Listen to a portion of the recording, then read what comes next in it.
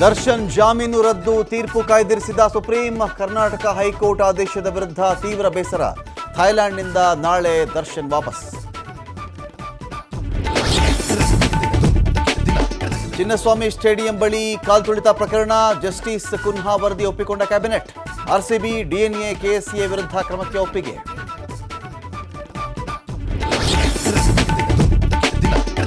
ಭಾರತೀಯರಿಗೆ ಕೆಲಸ ಕೊಟ್ರೆ ಹುಷಾರ್.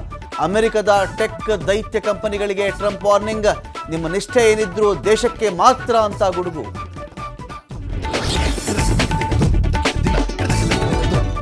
ಜಗತ್ತಿನ ಮತ್ತೆರಡು ದೇಶಗಳ ನಡುವೆ ಕಾಳಗ. ಕಾಂಬೋಡಿಯಾ ಥೈಲ್ಯಾಂಡ್ ನಡುವೆ ವಾರ್.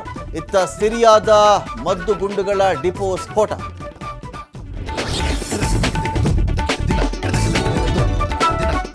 ಚೀನಾ ಗಡಿಯಲ್ಲಿ ರಷ್ಯಾ ವಿಮಾನ ಪತನ. 5 ಮಕ್ಕಳು ಸೇರಿ 49 ಮಂದಿ ದುರ್ಮರಣ. ದಟ್ಟ ಕಾಡಿನ ಮಧ್ಯೆ ಹೊತ್ತಿ ಉರಿದ ಅಂಗಾರ ಏರ್ಲೈನ್ಸ್.